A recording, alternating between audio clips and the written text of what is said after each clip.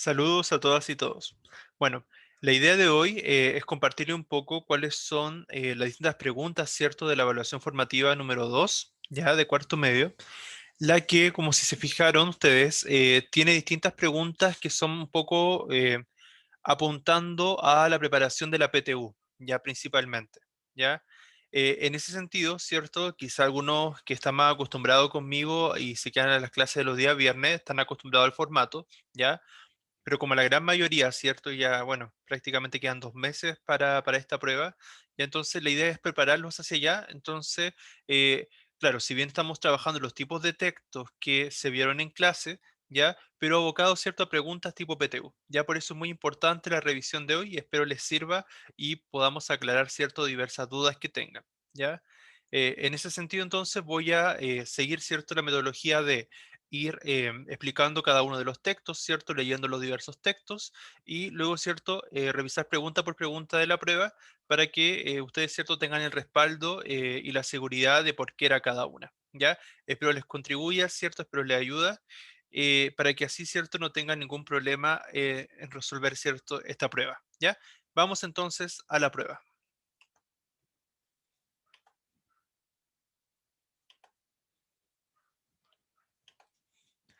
Bien, el primer texto era de Alejo Carpentier, se titula Deporte y Fraternidad, y es un texto principalmente de carácter argumentativo, ¿ya?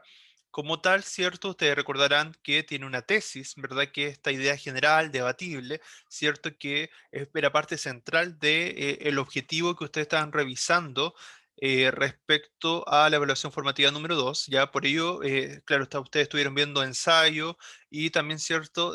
Textos que son principalmente argumentaciones, ¿ya? El texto parte así, dice. Existe una imagen ideal, idílica, olímpica de los deportes. Es aquella que nos muestra a los atletas entregados a las más nobles competencias físicas en un estadio adornado de arcos de triunfo, estatuas de discóbolo, alegorías y estandartes. Los dos bandos en pugna están trabados en apretada lucha. Brillan los ojos de los contendientes, están tensos los músculos como cuerdas de arcos. Cada cual rinde el máximo esfuerzo para lograr la victoria de los suyos. Y cuando el juego termina con la derrota de uno de los dos bandos, victoriosos y vencidos, se unen en un vasto abrazo de fraternidad atlética, abrazo que funde, por así decirlo, todas las almas en una sola, en imagen magnífica de lo que debiera ser una humanidad perfecta. Además, eso me decían cuando era niño, el deporte es ajeno a todo chauvinismo, cuando los deportistas defienden sus emblemas, solo defienden sus emblemas, y el público que contempla la pugna solo piensa en los emblemas. Si es azul o verde, como en el hipódromo de Bizancio. O sea, esta idea de irse a los extremos, ¿cierto? O sea, ustedes más de alguno habrá presenciado alguna vez diversos deportes, por ejemplo el fútbol, ya donde, ¿cierto? Tenemos que muchas veces casi una pelea a muerte que se produce, ¿cierto? En las personas que se adhieren a uno u otro equipo, ya, o sea, abanderarse, ¿cierto?, por su equipo, por mera simpatía personal hacia este u otro club. Y una vez terminada la lucha en el estadio, es el caballeroso estrechen de manos, el abrazo, el boxeador que ayuda a levantar a su contrario, el vencedor que toma en brazos al vencido para consolarlo y decirle que otro día la victoria será suya. O sea, finalmente esta idea de terminar en una sana competencia. Pero lo que nos plantea el autor es un poco distinto a eso. El autor en este texto, en este ensayo, ya planteaba más bien que la realidad era distinta a esta imagen idealizada que nos proponen. En fin, nos decían nuestros padres y maestros que los deportes contribuyen a desarrollar la confraternidad humana, pero esto es lo que podríamos calificar de deporte ideal, porque existe un deporte concreto y real que es el que he podido ver en todas partes, desde que salí de las aulas del colegio. Y es un deporte, no lo veo como un mal mayor, sino como un hecho que es preciso admitir, que agudiza en tal grado los chauvinismos que acaba por crear rivalidades entre provincias, ciudades, pueblos y hasta barrios, como decía Paul de Jarmé hace años. Acaba el vecino de Neuilly por enfurecerse porque los tenistas de su club perdieron contra los de los Sporting de Passy, se entran a garrotazos los mozos de la ribera derecha y los de la ribera izquierda en una aldea porque los de acá ganaron a los de allá. Así, cierto juego de fútbol entre alemanes y franceses, en vísperas de la pasada guerra, transformó el estadio de Colombes en un ámbito infernal, donde cualquier chispa podía provocar un incendio. Y no hablemos de nacionalismos malentendidos, puestos en peleas de boxeo, tales como las de Chimelin contra Joe Louis, donde el problema no era ya el ganar un campeonato mundial, sino de lograr la victoria de un alemán ario contra un norteamericano negro. O sea, es inclusive estas pugnas, ¿verdad? Que van sobre todo un carácter mucho más casi xenofóbico, ¿cierto? De contraposición de raza, ya inclusive más allá del mero afán competitivo. El deporte no es fraternal como lo pintan, ni creo que contribuya mucho al acercamiento entre los hombres. Es lucha y como toda lucha atiza pasiones y alimenta rivalidades. Alejo Carpentier, deporte y fraternidad. Muy bien, vamos a las preguntas. La pregunta número uno dice, según lo leído, ¿cuál es la intención del autor? En este tipo de preguntas, cuando se le pregunta sobre la intención del autor, ustedes en el fondo tienen que interpretar a partir de la lectura, ¿cierto? ¿Qué es lo que quiso decir el autor? ¿Cuál era su función o finalidad comunicativa? Ya que en el fondo también lo pueden encontrar así. Tenemos A, hacer pública su preferencia por el deporte ideal. B, mostrar las diferencias entre dos tipos de deporte. C, generar rivalidades entre los fanáticos del deporte. D, explicar cómo pasar de un deporte ideal a uno concreto. E, revelar que en realidad el deporte no fomenta la fraternidad. ¿Ya? Acá son muy claves, por ejemplo, los verbos que están al inicio de cada una de estas ideas, ¿cierto? De cada alternativa, ¿ya? Por ejemplo, hacer pública, mostrar, generar, explicar, revelar, ¿ya? En este caso particular, la respuesta correcta era la E, ¿ya? Revelar que en realidad el deporte no fomenta la fraternidad. ¿Por qué? Porque buscaba más bien, ¿cierto?, mostrarnos esta otra versión, ¿ya? Por eso él dice en un momento que nos pintan toda esta visión idílica en el primer párrafo, ¿ya? Sin embargo, después empieza a hablar de que esto no es así, que después la realidad, más allá de la escuela, de lo que dicen los maestros, es distinta. Entonces, en ese aspecto ya no hay un mundo ideal, ¿ya? Entonces, claro, entonces el deporte no fomenta la fraternidad, que finalmente es la tesis, ¿ya? Entonces, y de hecho, voy a marcar acá, la tesis en este caso sería un texto argumentativo inductivo. Recuerden que hay dos tipos de texto argumentativo, ya los que son donde parten la tesis al principio, que son aquellos que, claro, de carácter deductivo, donde parte la tesis y luego se dan los argumentos que van respaldando la tesis, que es lo más tradicional. Sin embargo, en este caso particular es un texto de carácter argumentativo inductivo. ¿Por qué? Porque parte de argumento y parte contando un poco el otro lado de la moneda, por así decirlo. En ese sentido es casi una argumentación o prácticamente una argumentación de carácter dialéctico, ¿ya?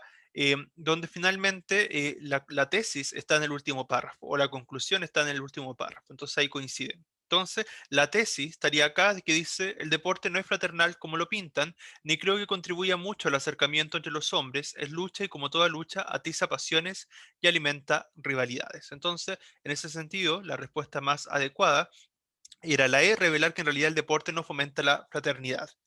¿Ya? Bueno, acá igual les voy a ir leyendo las justificaciones para complementar lo que yo les digo. La comparación desde lo que se articula el texto se produce por dualismo ideal-real. O sea, esta idea que les decía yo de que un mundo ideal, ¿cierto? Que nos proponen, ¿cierto? Donde todos son buenos, por así decirlo, todos son fraternales, ¿ya? Versus la realidad donde justamente las personas no eran tan amistosas como se ve en este mundo ideal. ¿Ya? Lo ideal en este caso entonces es un deporte de índole fraternal que en lo concreto no existe, mientras que lo real, es decir, aquello que ocurre realmente, es un deporte que fomenta las luchas y diferencias. Bien, vamos a la pregunta 2, que era una pregunta de vocabulario, que tiene que ver principalmente, bueno, este tipo de preguntas con análisis e interpretación. ¿Por qué?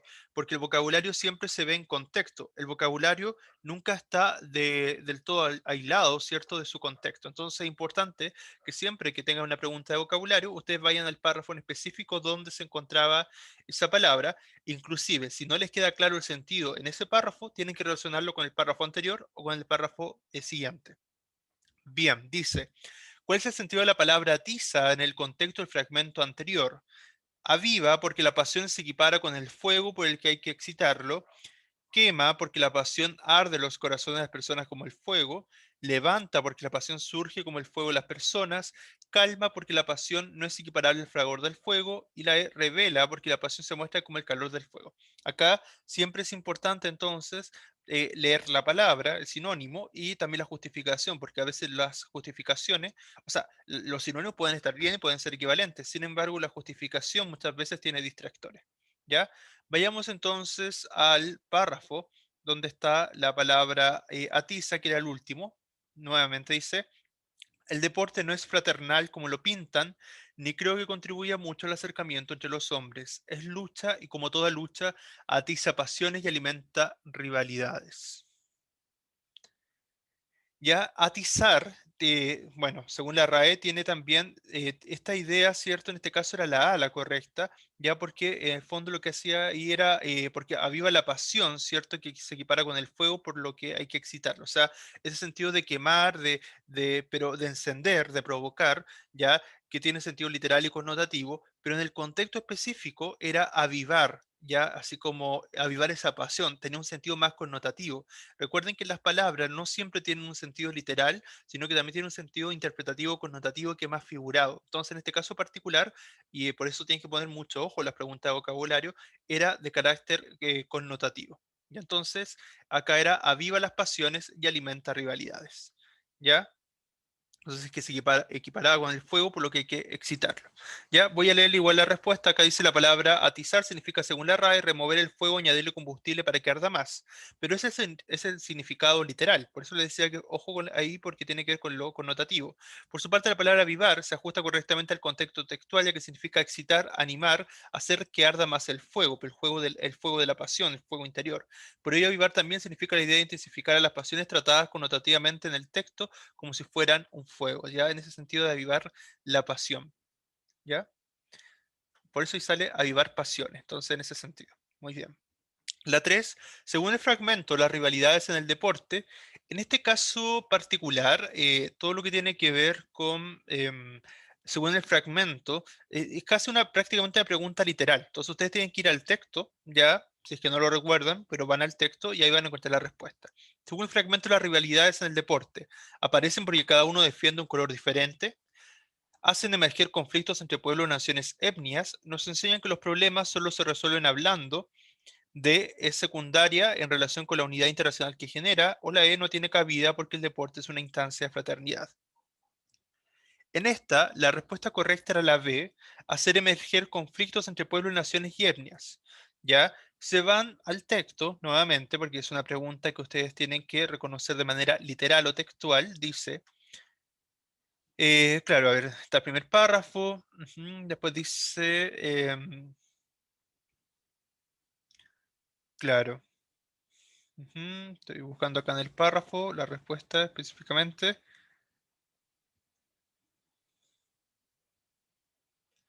Ya. A ver, es que en general esta respuesta tendríamos que buscar el párrafo en específico. Denme un segundo. Y cuando el juego, claro, cuando el juego termina con la derrota de uno de los dos bandos, victoriosos y vencidos, se unen en un vasto abrazo de fraternidad atlética. Esa es la imagen ideal, ¿cierto? Deporte ajeno, todo chauvinismo, cuando deportistas defienden sus emblemas, solo defienden sus emblemas, ¿ya? Y el público que contempla la repugna solo piensa en los emblemas, si es azul o verde, como en el hipódromo de Bizancio, por mera simpatía personal hacia ya. Ahí menciona eso, pero en realidad eso es consustancial, no es como un elemento particular, pero no es todo, no engloba toda la idea. Eso también es importante, porque hay elementos que pueden estar en el texto, sí, aquí se menciona que algo puede ser azul o verde, pero no es solamente, eso lo pone como ejemplo particular. Sin embargo, el texto iba más allá. ¿Ya? El texto en general te menciona esta idea de personas de etnias distintas, por ejemplo, con cada uno de los ejemplos que te va dando. Ya, por ejemplo, cuando te mencionaba lo de las razas, ¿cierto? En este partido, ¿verdad? Donde estaban los alemanes versus los estadounidenses negros, por ejemplo. Ya, porque cuando dice, así cierto juego de fútbol entre alemanes y franceses en víspera de la pasada guerra transformó el estadio de Colombes en un ámbito infernal donde cualquier chispa podía provocar un incendio. Y no hablemos de nacionalismo, malentendidos puestos en peleas de boxeo, tales como Chimelin contra Joe Louis, donde el problema no era ya el ganar un campeonato mundial, sino lograr la victoria de un alemán ario, o sea, de raza blanca, ¿cierto? Contra un norteamericano negro, ¿ya?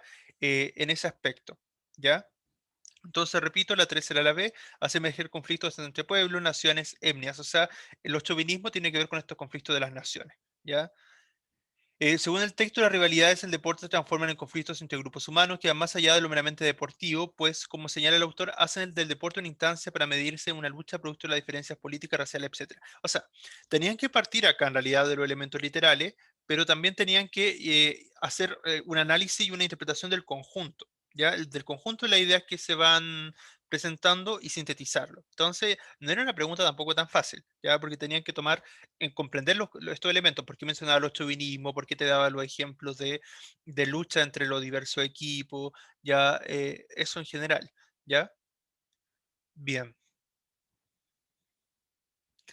La siguiente, la ciencia del arte, el arte de la ciencia, ¿ya? Bien.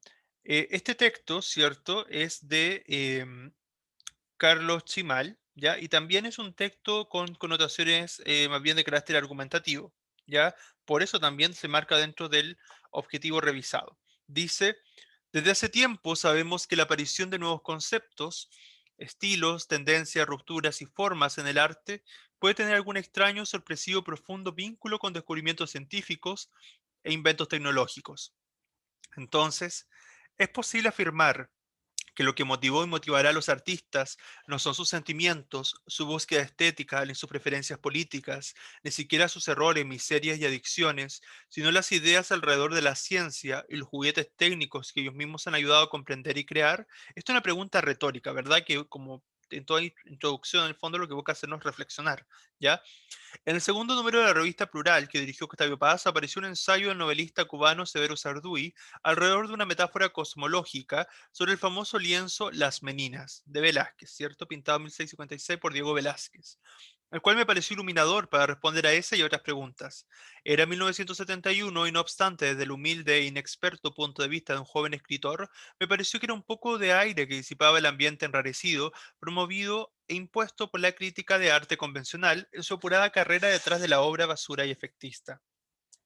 Sarduy señalaba los meandros por donde la experiencia de Velázquez se había diversificado hasta llegar a la astrofísica contemporánea, la mirada perspicaz, cierto astuta, verdad lúcida, la inclusión del creador dentro del experimento, es decir, dentro del cuadro, el juego de espejos y reflejos, así como la necesidad de retroceder o avanzar por medio de un correlato que nos ayuda a descifrar el misterio profundo y la broma oportuna, son hechos compartidos tanto por el que estudia las estrellas como por el que pinta y tiene humor, aseguraba Sarduy en su ensayo. O al menos esa era mi inferencia. Más tarde, en 1993, el mismo año en el que murió el escritor cubano, sostuve sendas charlas con los cosmólogos Martín Ruiz y Carlos Frank. A ellos les mencioné la existencia de dicho ensayo. Si bien no lo habían leído, estuvieron dispuestos a entender las licencias poéticas de Sarduy, que en el fondo no lo eran tanto. Se trataba de verdaderas intuiciones, de chispazos iluminadores, que me permitieron obtener mi propia revelación, algo similar al paralelismo que año más tarde los físicos de la UNAM, José Luis Aragón y Gerardo García Naumis, encontrarían entre obras de Vincent Van Gogh como La noche estrellada y Las leyes de la turbulencia. Al confrontar las proposiciones estéticas del novelista cubano y las ideas científicas de dos notables astrofísicos, empecé a descubrir los hitos que comunican las ideas sobre el origen, estructura y destino del universo con la invención pictórica.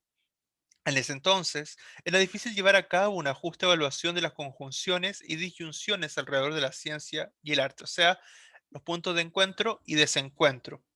¿Ya? Había que montarse en un pájaro imaginario desde cuyo lomo pudiera obtenerse una mejor vista. O sea, está hablando del lenguaje metafórico ahí claramente. O sea, esta idea de una mirada distinta, una mirada que de alguna manera permitía tener una panorámica diversa, ¿cierto?, sobre esta visión del arte, de la ciencia.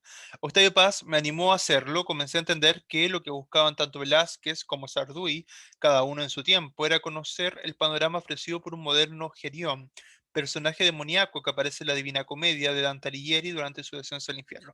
Este texto puede ser un poco complejo de entender en algunos puntos porque tiene diversos intertextos, ya de diversos autores, pero es muy común que, por ejemplo, en la prueba de transición le aparezcan textos que a lo mejor ustedes no van a tener todos los intertextos, ya, pero sí, por ejemplo, cuando aquí se nombra la Divina Comedia, ustedes deberían poder pensar, recordar, ¿cierto?, sobre la Divina Comedia, algunos elementos de ella, todo lo que se relaciona a la Avenida de Velázquez, ¿cierto?, el arte, etcétera. Ya, quizá hay otros autores que no conozcan, pero hay algunas referencias bien interesantes. Entonces, ¿qué les sugiero yo? Cuando lean este tipo de texto, ya preparándose, por ejemplo, para la PTU, amplíen su conocimiento buscando justamente aquellos elementos que no conocen. Por ejemplo, si yo fuera ustedes, buscaría que si no conozco mucho de la Divina Comedia, buscaría un par de pasajes de la Divina Comedia, un par de reseñas, qué sé yo, para conocer más, que también de quién fue Dante Alighieri, quién fue Vicente Van Gogh, ya, quién fue, por ejemplo, cierto, acá los diversos autores que van mencionando, por ejemplo, Velázquez, también Octavio Paz, ya, bueno, a pesar que algunos lo hemos revisado, ya, de todas maneras, entonces, para que ustedes después vayan teniendo una mayor visión. Obviamente no les van a aparecer los mismos autores en la PTU, ¿ya? Sin embargo, les va a servir para ampliar igual su bagaje y eso nunca está de más también, ¿ya? Bien, eso en general, ya como recomendación. ¿Ya? Según Paz, para visualizar las relaciones históricas entre la creatividad científica y el descubrimiento del arte, debíamos de transformarnos en aves curiosas que aprendieran a sobrevolar el mundo de los mortales e inmortales con el propósito de reparar en cada descenso las infamias de los rufianes y los corruptos. En otras palabras, había que estar dispuestos a reconstituir las tradiciones rotas de la ciencia, la poesía y las artes. Hasta hace poco no había respuestas, por ejemplo, respecto de la pintura. Carecíamos de un aparato teórico, de una forma de planear entre dos sistemas de coordenadas desfasados por una cuestión retórica, dolorosamente anclada en la crítica convencional de arte, y una lamentable ignorancia de las ideas que ha generado la ciencia y los artefactos tecnológicos, sobre todo en los últimos 350 años. Sin embargo, en aquel momento, de 1993, al menos sabíamos que las crisis de paradigmas en la ciencia, esto es bien interesante igual porque los paradigmas se transforman o vienen a transformar la ciencia y el arte en determinada época y se genera un cambio radical muchas veces en la ciencia y el arte, ¿ya? Después de las cuales han aparecido nuevas ideas acerca de nosotros mismos y del mundo en el que vivimos, habían sido rumiadas de manera intuitiva por los pintores de los talleres de imaginación colectiva. No es casualidad la similitud de la pintura de Giotto de Bondon con la reorganización del espacio pictórico, o sea, está haciendo una nuevamente intertexto, que igual está un poco difícil porque no creo que los conozcan, ¿ya? Pero sí con esta idea de que son personajes, por así decirlo, que visualizaron, que fueron proféticos en cuanto a su arte y su ciencia, ¿ya? Y la revaloración de la geometría en el espacio. Si bien no pudo resolver algunos problemas relativos a la naturaleza de la luz, pues en 1305 aún faltaban muchos años para el nacimiento de Galileo y los estudios de Roger Bacon apenas que empezaban a ser comprendidos. Giotto fue quien rescató el espacio euclidiano para la pintura e impuso la tiranía del instante congelado, un solo sistema de referencia, un solo motivo, un solo cuadro. Es bien interesante este ensayo, pero sí era complejo. Sí que admito que era un texto un poco complejo, pero, no, pero en realidad todo va en la comprensión lectora igual. En el párrafo 4 fundamentalmente, ya, esta es una pregunta que ustedes tienen que interpretar, ¿cierto? De alguna manera sintetizar las ideas principales del cuarto párrafo. Entonces tienen que releer ese párrafo, ¿ya? Y, ¿cierto? Comprenderlo, ¿ya? Más tarde, en 1993, el mismo año en el que murió el escritor cubano, sostuve sendas charlas con los cosmólogos Martin Rees y Carlos Frank. A ellos les mencioné la existencia de dicho ensayo. Si bien no lo habían leído, estuvieron dispuestos a entender las licencias poéticas de Sarduy, que en el fondo no lo eran tanto. Se trataba de verdaderas intuiciones, de chispazos iluminadores que me permitieron obtener mi propia revelación. Algo similar al paralelismo que años más tarde los físicos de la UNAM, José Luis Aragón y Gerardo García Naumis, encontrarían entre obras de Vincent Van Gogh como La noche estrellada y las leyes de la turbulencia. Bien,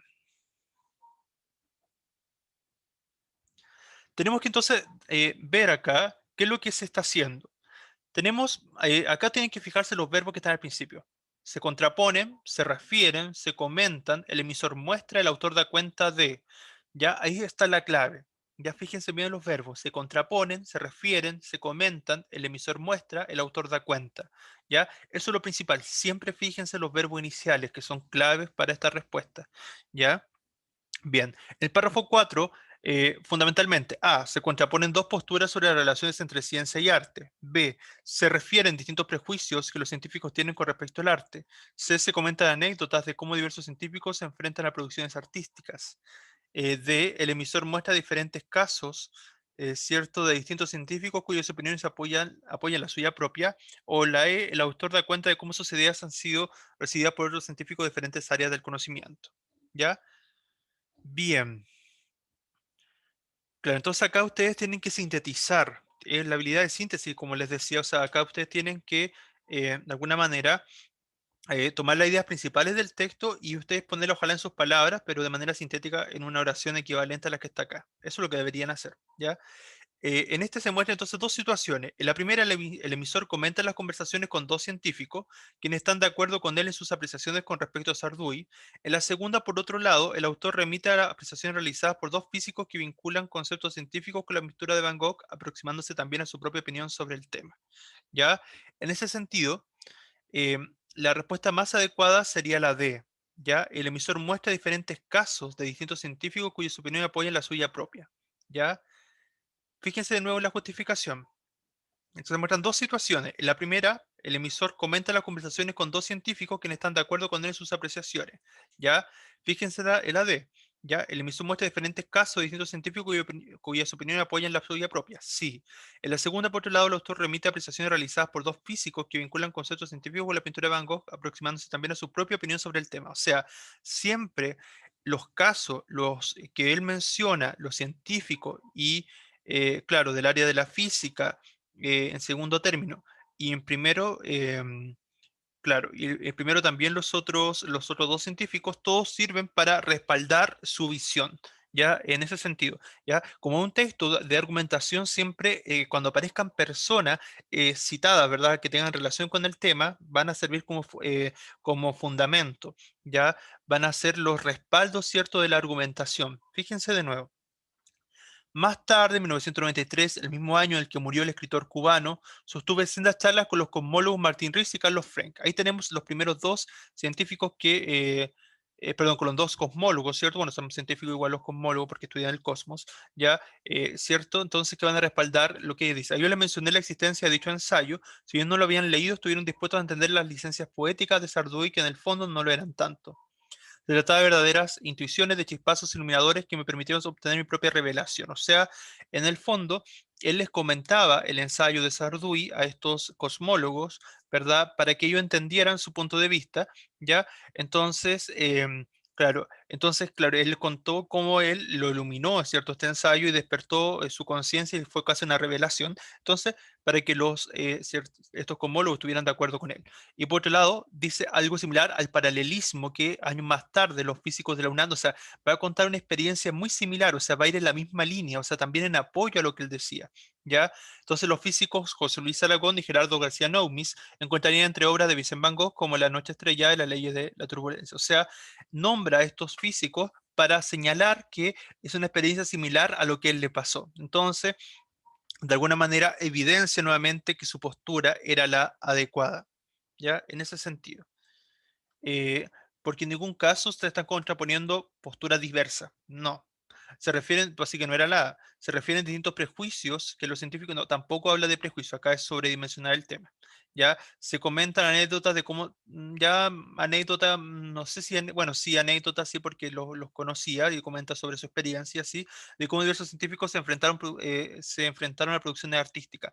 Em, no son diversas producciones artísticas, ya sí, o sea, está la de Severo Sarduy, ya, y quizás también la de Van Gogh, pero como la de Sarduy no era en sí misma, era un ensayo, pero el ensayo también podría considerarse artístico. Sin embargo, tiene que siempre fijarse cuál es la más precisa.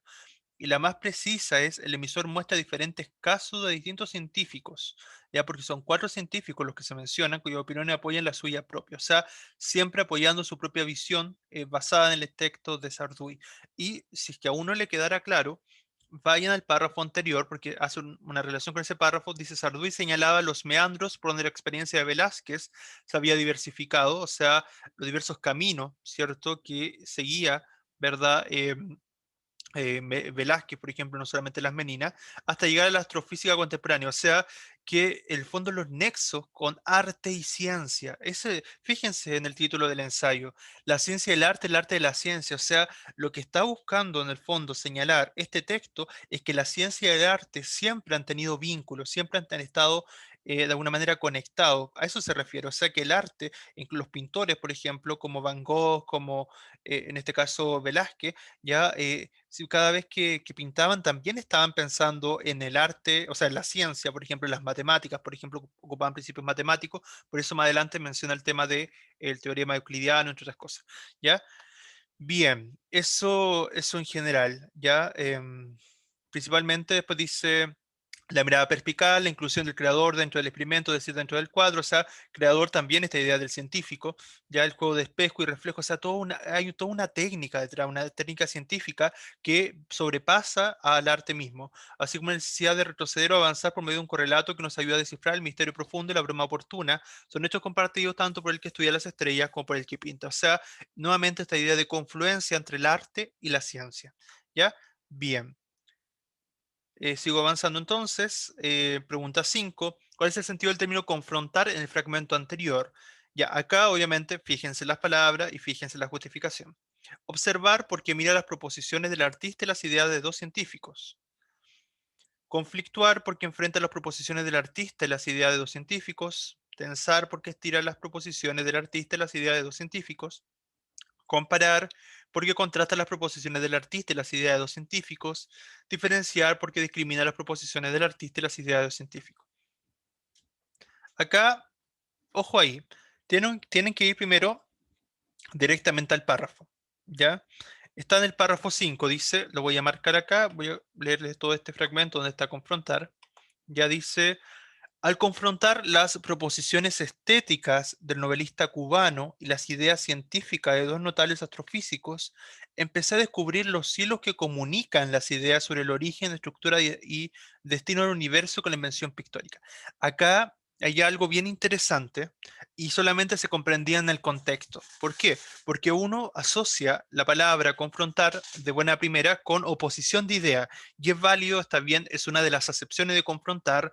Sin embargo, el contexto acá particular te daba luces, ¿cierto?, de que no era eso, no era una confrontación así como de mera oposición, sino que estaba buscando los puntos en común, los vasos comunicantes, qué tenían en común, por ejemplo. Dice, repito, me dicen, al confrontar las proposiciones estéticas del novelista cubano, ¿ya?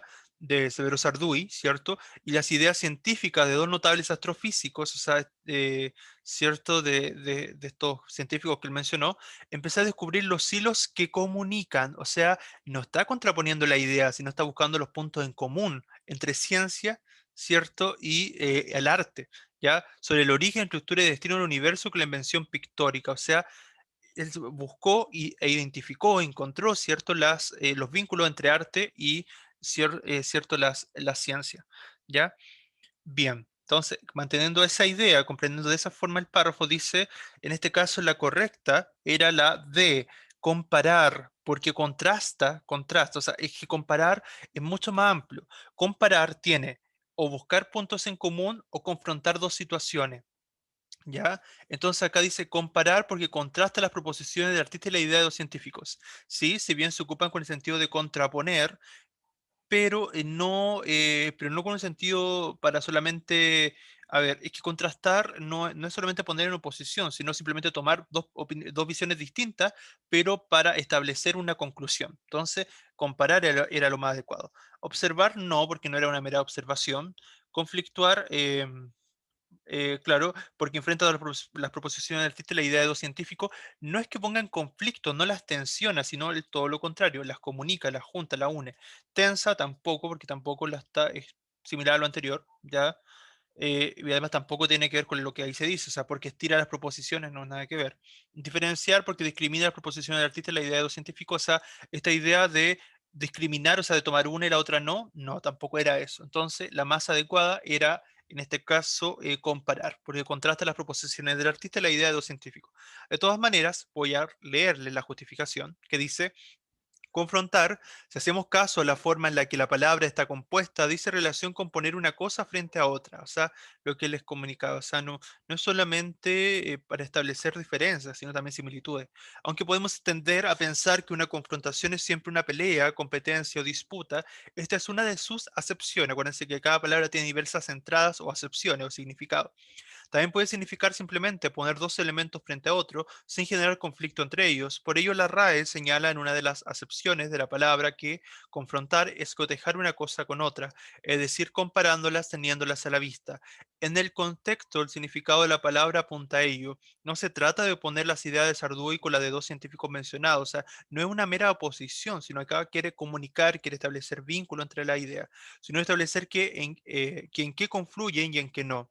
Por ello, la D, ¿cierto?, toma la palabra en su acepción correcta. Todas las demás alternativas apuntan a la acepción de confrontación, que no era el caso, pero era lo primero que uno podría pensar, pero sin embargo no era lo correcto según el contexto. ¿Ya? Entonces no era un confrontamiento, no era un enfrentamiento antagónico u opuesto. Respecto a la pregunta 6, con relación al receptor, la referencia a artistas de renombre tales como Giotto de Bondón, Severo Sardú, Diego Velázquez, Octavio Paz y Vincent Van Gogh tienen por objetivo. Acá básicamente tenían que identificar la función que cumple citar autores en un texto argumentativo. ¿Ya? Nada más que eso. ¿Ya? En ese sentido, yo les mencioné que los autores, en el fondo, son argumentos de autoridad, ¿ya? Y por lo tanto, lo que hacen es validar o respaldar, ¿cierto? Los puntos de vista que se plantean en este ensayo. Entonces, tienen que fijarse los verbos demostrar, oponer, mostrar o validar. Oponer podría haber sido mostrar, simplemente no es tan propio del respaldo, pero sí validar y demostrar. Pero tienen que fijarse en las justificaciones. A. Demostrar su amplio conocimiento artístico siendo él un hombre de ciencia. En este caso, el autor del texto, deme un segundo, era Carlos Chimal. Ya, es que también sería extrapolar porque no podemos saber si él era un hombre de ciencia. Ya podría ser perfectamente un artista. Ya, ya, entonces en ese sentido, no.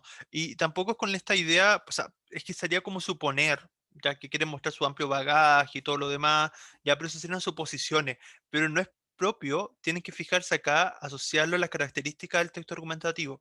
Por eso yo les decía lo importante que, más allá de que es comprensión lectora, lo importante que es manejarse y conocer los tipos de texto. Por eso nosotros hemos revisado ensayos, ya, porque la idea que los ensayos son textos de opinión, textos argumentativos, por lo tanto tienen una estructura determinada, no sé si fija, pero no determinada con tesis, base, garantía, respaldo.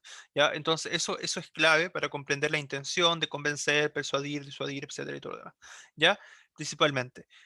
Entonces, respecto a esta, demostrar un amplio conocimiento, no, demostrar por medio de ejemplos que ellos sostenían la misma idea que él. En algunos casos los toma, pero en el caso de cuando toma algunos ejemplos, simplemente es para que, por ejemplo, el de Van Gogh, el de Octavio Paz, son porque más, y el de Velázquez son porque otros científicos estudiaban esa obra, no necesariamente porque eran la ideas de ellos.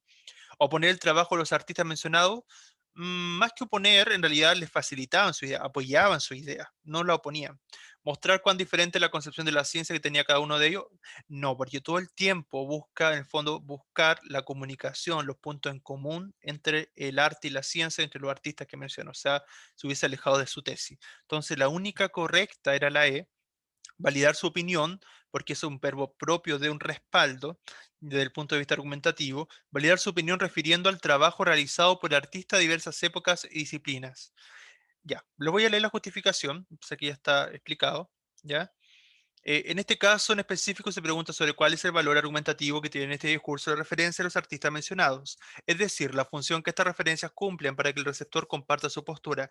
Diego Velázquez y Vincent Van Gogh, al igual que Giotto de Bondón, son pintores de distintas épocas, todos renombrados, o sea, y que tienen relación directa con lo que él quiere hacer, que este vínculo entre arte y ciencia. Lo mismo que Octavio Paz o Sarduy son novelistas, poetas y ensayistas. El autor se vale de comentarios sobre su obra o escritos para dar cuenta de la afinidad entre sus trabajos artísticos o sus ideas y apoyar las suyas. O sea, en el fondo, la definición de respaldo. Bien, luego tenemos nuevamente la palabra confrontar, pero esta vez sin justificación y volviendo a lo mismo, ya siempre se entiende en el contexto.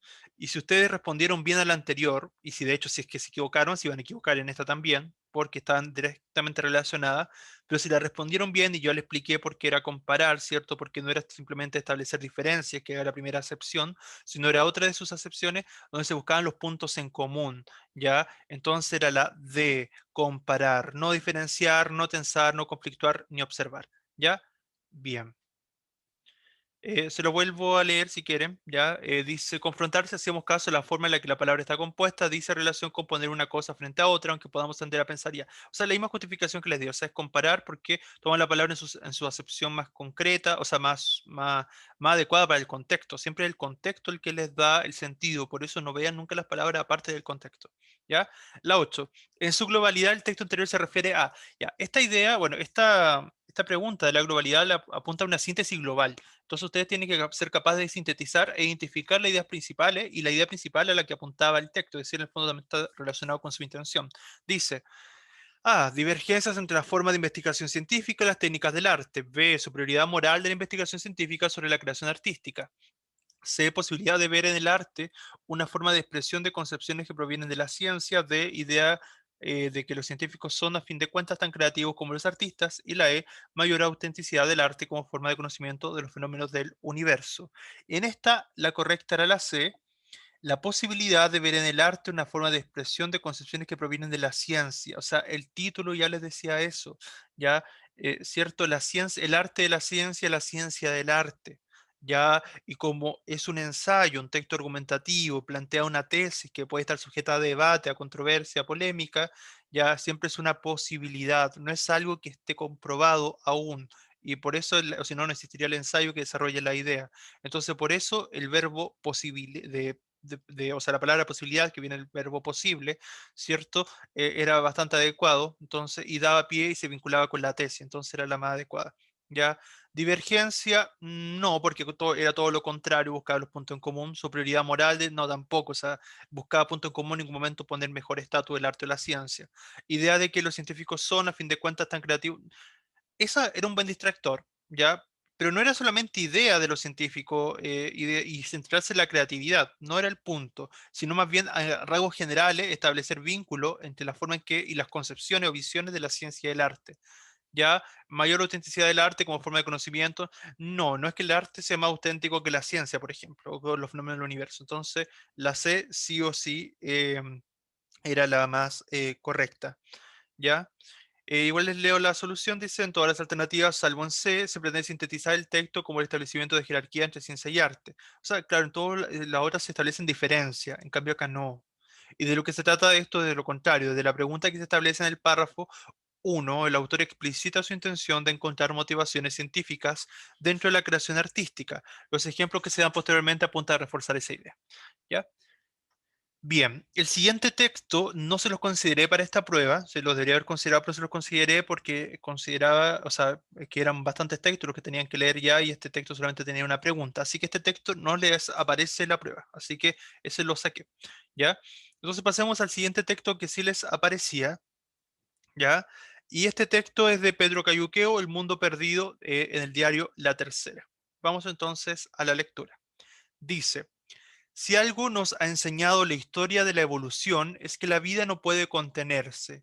La naturaleza siempre se abre camino, siempre esta idea con un poco de Jurassic Park, ¿cierto? Del mundo perdido, ¿ya? ¿Cierto?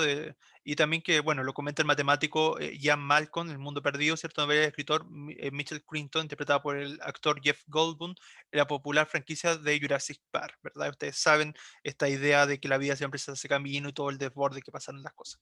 Ya. Malcolm es invitado a una isla del Caribe por un excéntrico, bueno, él les va a contar un poco la trama de Jurassic Park, ¿ya? Invitado a una isla del Caribe por un excéntrico millonario para avalar un parque de dinosaurios donde todo lo que podía salir mal, sale mal. Para los humanos, obviamente, o sea, porque la vida se abre camino, pero para las especies, ¿verdad? Que estaban ahí, que eran la especie de dinosaurio. Está pasando hoy en la ciudad de Venecia. Bueno, este es un texto bien actual, relacionado un poco a lo de la pandemia, así que este es un texto que me gustó bastante, por eso lo escogí, ¿ya? Porque es más concreto y más cercano y son los tipos de textos que les van a aparecer. A ustedes les van a aparecer textos muy cercanos en la PTU a la realidad, ¿ya? Está pasando hoy en la ciudad de Venecia, donde, bueno, entre paréntesis, antes de leerlo, Entonces no es muy distante que esto en realidad no le apareciera en la PTU, al contrario, o sea, lo más probable es que le aparezca un texto que tenga que ver inclusive con la pandemia. Ya. Ahora sí, está pasando hoy en la ciudad de Venecia, donde la ausencia de miles de visitantes, con millonarias y catastróficas pérdidas para la industria turística y el comercio, ha obrado el mismo fenómeno descrito en el libro, la naturaleza abriéndose camino. O sea, yo creo que varios vieron estos videos, ¿cierto?, que circulaban en internet, en redes sociales, en los canales de Venecia, ¿cierto?, donde habían diversos animales que se abrían camino, así como tal cual se dice acá, casi textual. En los últimos días, sus residentes se han sorprendido, o sea, em, los agentes de Venecia, ¿cierto? En los últimos días, sus residentes se han sorprendido al ver que la laguna y sus canales lucen aguas transparentes y no turbias como de costumbre. O sea, por mucho y por muy idílica que sea la imagen de Venecia que tengamos, bueno, los canales no eran muy limpios. ¿Ya? Algo pensado hasta hace un tiempo. También ven peces bordeando las góndolas y barcazas, algas que pueblan sus canales, y aves acuáticas como cisnes y cosmoranes que curiosos merodean por sus hoy expeditos rincones fluviales. Causante del fenómeno ha sido el fin de la circulación de sus cientos de embarcaciones y la consiguiente disminución de sus niveles de contaminación. Todo ello en directo beneficio de la biodiversidad local, aunque no de los humanos. Hace unos meses, Venecia era una de las ciudades más colapsadas del mundo por el turismo. En 2019 recibió 20 millones de visitantes, o sea, imagínense, demasiado para un urbe fluvial, claro, por eso esta idea de que Venecia se está hundiendo constantemente también, para una urbe fluvial que apenas supera los 250.000 habitantes. La ciudad literalmente se hundía a vista y paciencia de todo el mundo, hasta que se quedó sin humanos y naturaleza hizo el resto, tal como pasó en la novela de Clinton y también en la zona cero de Chernobyl. Responsable y directo fue el coronavirus, pandemia que, bueno, aquí ya vuelve al contexto de trasfondo de todo esto. Pandemia que frenó en seco el aluvión de visitantes, ofreciendo a Venecia un esperado respiro y a sus habitantes la vista limpia de un entorno que muchos creyeron haber perdido para siempre. Bendita paradoja. Algo similar se espera suceda en el monte Everest y otras cumbres de los Himalayas, transformadas en las últimas décadas en verdaderos basurales por la compañía de turismo y las oleadas de alpinistas. O sea, esta idea que, en el fondo, la tesis que acá se está sosteniendo, porque nuevamente un texto que era argumentativo, es un poco esta idea de que la naturaleza se abre camino, y como tal, la naturaleza hace lo suyo también, y un poco que el fondo vino a esta pandemia, vino como a una forma de naturaleza de defenderse de la sobreexplotación, ¿cierto?, que le hacemos los seres humanos. China y Nepal ya anunciaron la cancelación de la temporada de expediciones producto de la pandemia global. Es la primera suspensión en 50 años de continua saturación y contaminación del llamado techo del mundo, el Himalaya, claro. Leyeron bien, la primera en medio siglo. La industria de seguro lo lamenta. El Everest, perdón, acá era el Everest, perdón. ¿Ya? El Everest lo dudo. No más basura ni desperdicios, tampoco muertes de alpinistas y sherpas en sus peligrosas laderas, al menos por un tiempo. En lo personal, y aquí nuevamente se deja ver el carácter subjetivo de opinión argumentativo, siempre he creído que la naturaleza toma medidas bastante sabias para el planeta y sus hijos, por más que a veces nos parezcan impopulares o trágicas para los humanos. Aquella es también la creencia mapuche, la base de nuestro Feyentún, que cada tanto la Mapu ajusta sus desequilibrios y frente a ellos, si lo logramos sobrevivir, solo nos cabe sacar lecciones y aprender. Lo curioso es que siempre, como toda buena madre, nos advierte. Los eclipses y el crecimiento del coligüe, Chusquea Coledu, son dos ejemplos recientes de señales que nuestra cultura, profundamente conectada con los ciclos de la Tierra, acuérdense que quien está hablando es Pedro Cayuqueo de origen mapuche, entonces tiene que proponer su visión, su cosmovisión, su escrito, suele interpretar como alerta de tiempos difíciles y calamidades. También los temblores antesalas de la mítica confrontación entre Tren Tren y Kai Kai, el equivalente mapuche de las placas continental y de Nazca, o sea, estos mitos que explican el origen de los terremotos, ¿ya? ¿Qué nos estará tratando de decir la Mapu en esta oportunidad, la Madre Tierra?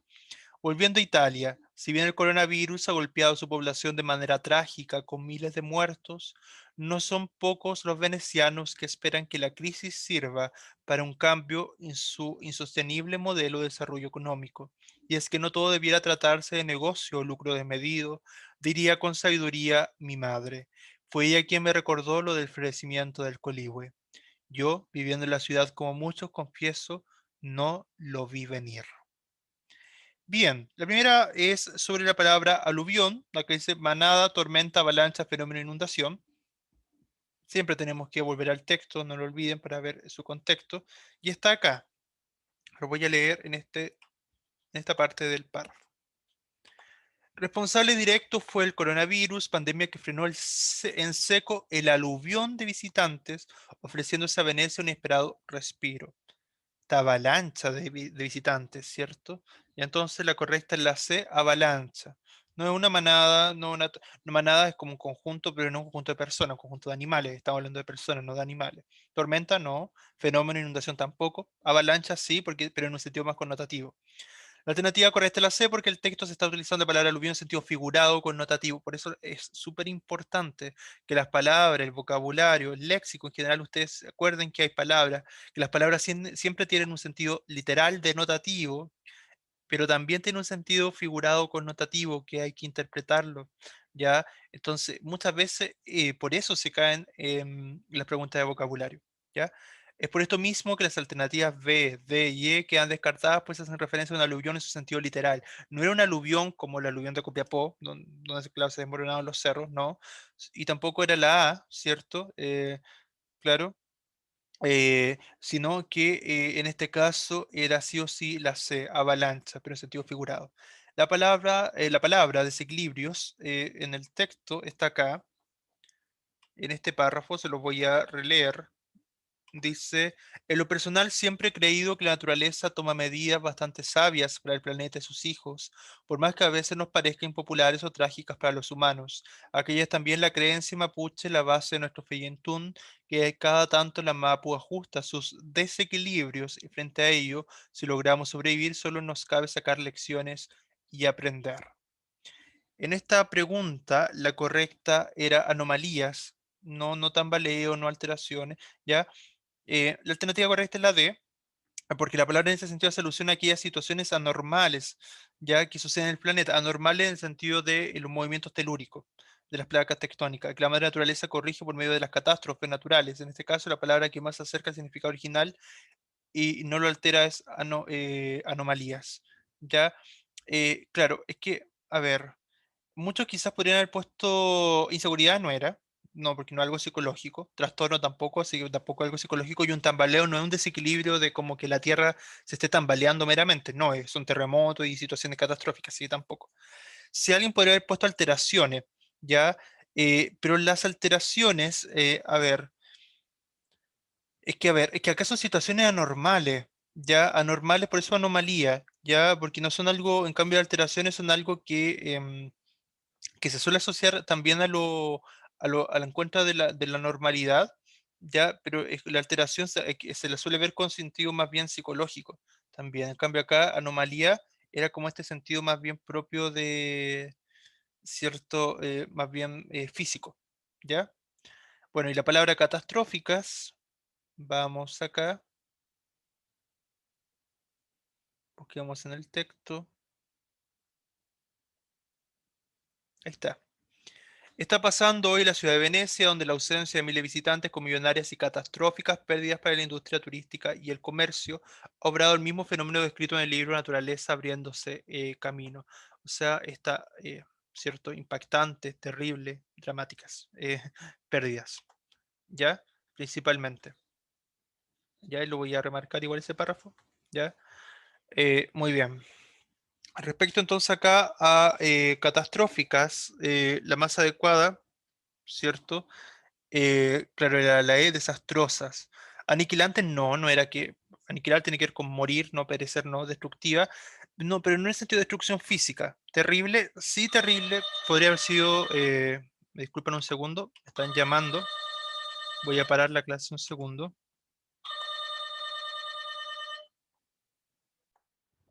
Bien, retomo entonces. Estábamos viendo vocabulario, estábamos viendo la palabra catastróficas, ¿ya? Y en ese sentido, el texto nos dice lo siguiente: nos da la opción de aniquilantes, destructivas, terribles, invaluables, desastrosas. ¿Ya? Y estaba en el siguiente párrafo. Denme un segundo, se los proyecto enseguida. Ya.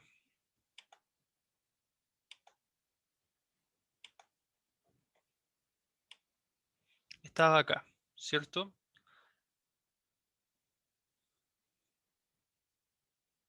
Tengo la palabra desequilibrio, aluvión, ¿cierto? Principalmente. Y catastróficas. Ahí, acá está.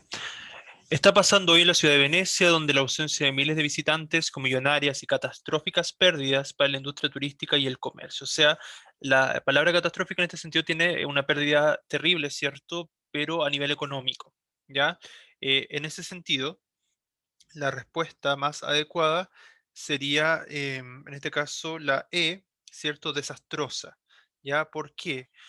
A ver, terrible también podría haber sido una de las situaciones, ya, pero veamos por qué vamos a llegar a esa respuesta. Dice, la alternativa correcta es la E, porque si consideramos el contexto, el autor nos está hablando de una catástrofe financiera, por lo que podemos descartar la alternativa A y B, o sea, no es aniquilante ni destructiva, porque eso tiene que ver con algo físico, ya. En cuanto a alternativa D, invaluable se trata de una opción que podría funcionar, sin embargo, cambia el sentido del texto. Invaluable es que algo que no tiene valor o no se le podría considerar con un valor, o sea, que es incalculable, pero no escapa de este contexto, así que no podía ser. Entonces sí, terrible era un buen distractor, pero no era la más adecuada, ¿ya? En cuanto, claro, la C se aleja demasiado del sentido del texto, pues es demasiado amplia. Es que terrible, claro, a ver, sé que es complejo hablar de terrible y desastroso como con los matices, ¿ya? Pero desastroso tiene que ver más bien con esta idea de una catástrofe, algo que trae consecuencias, grandes consecuencias. En cambio, algo terrible no tiene la misma connotación que desastrosa. Es muy sutil la diferencia. Ya habría que ir al diccionario de la RAE, ya, pero desastrosa sí tiene una consecuencia muy negativa, como que de grandes pérdidas, que era lo que finalmente decía esa alternativa.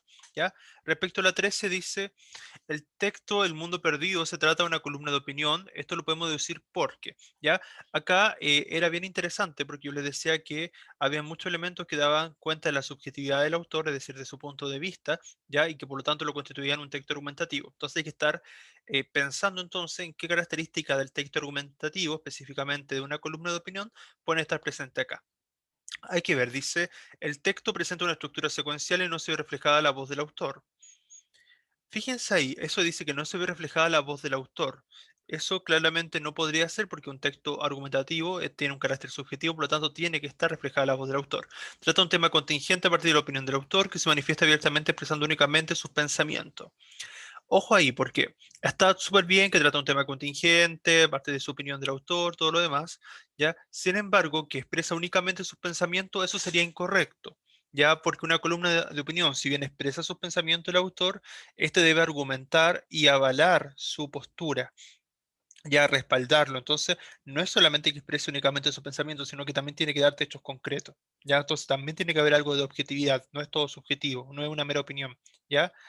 La C en este caso era la correcta, dice. ¿El autor presenta su postura con respecto a un tema en particular? Sí, porque es parte de lo que es una columna de opinión.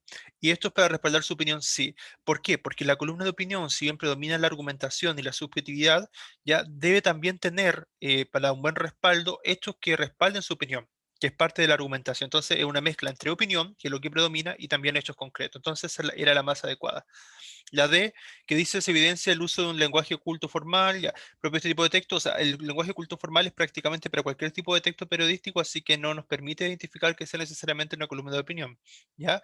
Y respecto a la E, el autor hace una invitación a que los lectores puedan contraargumentar su postura expresada en el texto. De alguna manera podría ser, pero no es lo que abarca y no es lo que identifica necesariamente una columna de opinión. Entonces la C sí lo hacía, ¿ya? Tenían que en el fondo distinguir lo que era la definición de la columna de opinión en el texto. La pregunta 14 dice, a partir del texto, ¿qué podemos inferir sobre el pensamiento del autor? Las preguntas de inferencia, recuerden que es una de las preguntas más complejas porque no están literales en el texto, sino que ustedes tienen que ser capaces de deducir la información ya, e ir más allá de lo que está en el texto. Dice, claro, o sea, que podemos deducir o inferir de su pensamiento, ya entonces en ese sentido era más complejo. A. El autor piensa que debido a la pandemia, la naturaleza tiene la oportunidad de recuperarse del daño ocasionado por los humanos.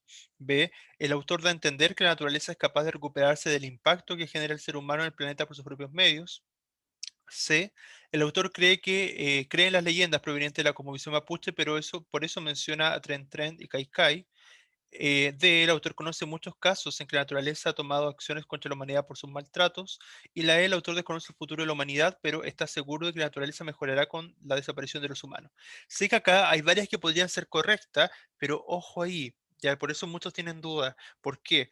Porque toman solamente lo literal y en cambio una pregunta de inferencia. Por eso es súper importante que asocien la pregunta con la habilidad. Entonces, todo lo que está literal en el texto debemos descartarlo, ¿ya? En ese sentido, el autor cree en leyendas que provienen de la comunicación mapuche, sí, y está presente en el texto, pero está de manera literal, así que lo descartamos. El autor conoce muchos casos en que la naturaleza, cierto, ha tomado acciones contra la humanidad, sí, también está y genera casos, ¿verdad? Y menciona los casos, pero está en el texto, entonces está literal, así que no. El autor desconoce el futuro de la humanidad, pero está seguro que la naturaleza mejorará con la desaparición de los humanos.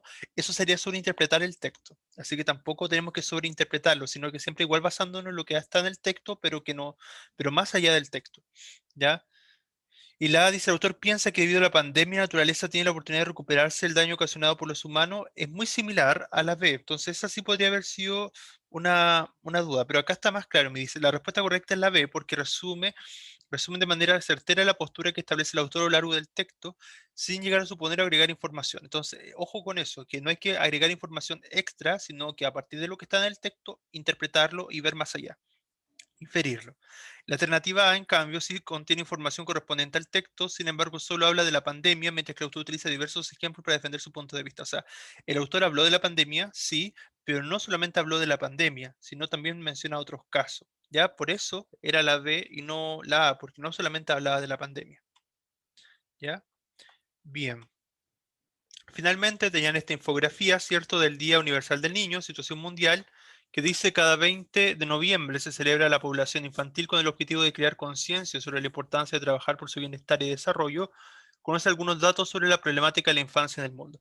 La infografía, algunas son más de, bueno, principalmente de carácter informativo, pero también tienen algunos temas, algunos puntos bien argumentativos también. Entonces, una mezcla, ya predomina la información generalmente. ¿Cuál es la situación mundial entonces del niño? Acá es súper evidente, ¿cierto? Aparte acá tienes que, cierto, complementarlo con las imágenes, ¿verdad? Que todo la parte gráfica, los globos, los colores, todo siempre dice, todo está comunicando, todos los códigos visuales y verbales están comunicando algo en la infografía. Tenemos un niño y una niña sobre el planeta, etcétera, etcétera. 143 millones son huérfanos, 168 millones están sometidos al trabajo infantil, 1,2 millones son víctimas de trata, 73 millones de niños fueron víctimas de violencia sexual, 150 millones de niñas fueron víctimas de violencia sexual, 300.000 son soldados en países en conflicto, 2 millones están bajo tutela institucional, en 58 países el 17% son disciplinados violentamente, 700 millones de mujeres contrajeron matrimonio cuando eran niñas y 230 millones de menores de 5 años carecen de identidad jurídica. Esas son cifras alarmantes todas las que nos plantean. Entonces eso tiene una finalidad también. Y acá tenemos niños de todos los tamaños, todas las edades, ¿verdad? En fin, ¿sabías que los niños más pobres viven en países de ingresos medios debido a que son las naciones con mayor desigualdad de ingresos? Vamos a la pregunta 15. Dice, a partir de la lectura, ¿cuál de las siguientes afirmaciones es falsa? Es decir, que no está en el texto. Entonces eso tiene que ir a lo literal. ¿Ya? Los niños pueden, claro, dice, claro, dice, los niños pobres suelen vivir en los países más pobres. Ya, no, ¿cierto? ¿Por qué? Porque en uno de los globos que le leí acá dice, ¿sabías que los niños más pobres viven en los países de ingresos medios? No en los países de ingresos más pobres. Entonces, acá está literal que era de ingresos medios y no pobres. Entonces, claramente era la A la incorrecta, la falsa. Y ahí todas las demás estaban. Hay niños que ejercen como soldados, sí. Existen mujeres que se casan cuando son niñas también, lo dice el texto. Más de 100 millones de niños son huérfanos alrededor del mundo. Em, si no me equivoco, también lo dice el texto, ¿ya? Sí, claro, dice 143 millones son huérfanos, entonces, claro, más de 100 millones son huérfanos. Tanto niños como niños han sido víctimas de violencia sexual, sí, también lo dice el texto. Entonces, la única que no estaba era la A, porque no es que vivieran en países pobres, sino en países de ingresos medios. La 16, ¿cuál es la problemática sociocultural que se evidencia en la lectura, cierto? Claro, en este aspecto, ustedes tenían que deducir, inferir a partir de la lectura. Entonces, claramente, la que ahí predomina es la problemática de los niños, ¿cierto? Más allá si es que sea hombre o mujer, personas de género, no va de los tratos sociales necesariamente, tampoco habla de, o sea, si bien menciona el tema legislativo en uno de los puntos, pero no el tema central, y tampoco la inequidad o desigualdad en la niñez, sino los problemas, los diversos problemas que abarca al niño, por eso lo sustenta con las cifras. ¿De qué se trata el texto leído? Ya eso es claro, basta leer el título, ¿cierto? La situación mundial del niño. Ya el título aquí era muy claro y era sintético respecto al tema. La 18, ¿qué elemento del texto contribuye a la credibilidad de la información proporcionada? Es decir, la cifra o respaldo, ¿cierto? De la información, siempre, ¿cierto? Eso es lo que le da credibilidad siempre. Ya, de fondo, la existencia de cifras representativas. Acuérdense siempre en un texto informativo argumentativo, pero sobre todo lo argumentativo, las cifras son las que respaldan la información. ¿Cuál alternativa explica la relación entre los globos y el resto del texto? Esto tiene que interpretar, ustedes ahí tienen que interpretar cierta información, no era algo literal, sino que tenían que también deducir aquí cierta información, ¿ya? En esta era la A, la más correcta. Los globos representan la conmemoración del Día del Niño y el texto escrito dentro de este contexto, ¿ya? Entonces, claro, ¿por qué? Porque ustedes tienen que interpretar y asociar que los globos siempre se ocupan en celebraciones. Y acá se conmemora, se celebra que el Día Mundial del Niño, ¿ya? Pero acá se le da otro contexto. Se le da que no estamos realmente celebrando, ¿ya? ¿Por qué? Porque el texto que está dentro, contenido, ¿cierto? En los globos, le da otra connotación de que no estamos para celebrar el Día del Niño, ¿ya? Cuando están todas estas cifras alarmantes en el fondo, ¿ya? Em, no tiene nada que ver acá la alegría típica de los niños, mucho menos porque no es el punto. Los globos cumplen un fin estético para que la lectura sea más atractiva. Em, claro, ese sí era un buen distractor, que los globos cumplen un fin estético, pero para que la lectura sea más atractiva, pero no es que sea más atractiva la lectura con los globos. Sé que podría haber sido un distractor, es un distractor. em, y sí, los datos son poco alentadores, pero los globos simplemente busca hacer esto, esta idea de generar esa polémica de que no estamos para celebrar, ¿ya? Y claro, no es que tenga directa relación con las cifras, porque los globos simbolizan, son como una antítesis, si lo vemos de las figuras literarias, ¿verdad? Porque los globos sintetizan, o sea, perdón, representan la alegría, en cambio, la cifra expuesta es todo lo contrario. ¿No? Y no tiene nada que ver acá los gustos de los niños y el texto. Entonces, sí o sí, la respuesta correcta era la A, ¿ya? Y por último, la pregunta 20 dice, ¿cuál de los siguientes datos demuestra la existencia de problemáticas de género entre las problemáticas de la niñez? O sea, si bien el tema central es la problemática de la niñez, también había problemáticas de género, ¿ya? Por ejemplo, acá tenemos uno que es claro y tiene que ver con el tema de las niñas. 700 millones de mujeres contrajeron matrimonio cuando eran niñas. Ya, lo de los soldados, no, porque no abarca el tema del género. Los niños eso de los 2 millones de niños están bajo tutela institucional es para ambos sexos. 73 millones de niños fueron víctimas de violencia sexual. Sí, pero también lo fueron las niñas. Entonces no es un tema de indistinto de género. 1,2 millones son víctimas de tráfico de trata. Sí, pero no se especifica si es un niño o niña. Pero sí, en el caso de la C, ahí se especifica que las 700 millones de mujeres contrajeron matrimonio cuando eran niñas y que eso no pasa en el caso de los niños. Entonces, esa era la correcta. Bien, chicos, he terminado de exponerles, ¿cierto? De presentarles esta clase a modo de síntesis. Ya, espero que les sea útil, espero que se hayan resuelto sus dudas. Procuré, ¿cierto?, contestar cada uno de los puntos que pudiesen ustedes tener alguna duda, ¿ya? Así que cualquier cosa me escriben, pero en realidad yo no creo que tenga mayores dudas porque está muy explicado, expliqué cada punto del por qué y el por qué no. Pero de todas maneras, si aún tuvieran dudas con esta evaluación, me escriben, pero como se habrán dado cuenta, la prueba estaba bien hecha. Así que cualquier cosa me escriben. Eso, que les vaya muy bien y bueno, ahí les comento, ¿cierto?, el trabajo recuperativo para que la próxima semana, para que puedan promediar su nota. Que les vaya muy bien, me despido. Chao, chao.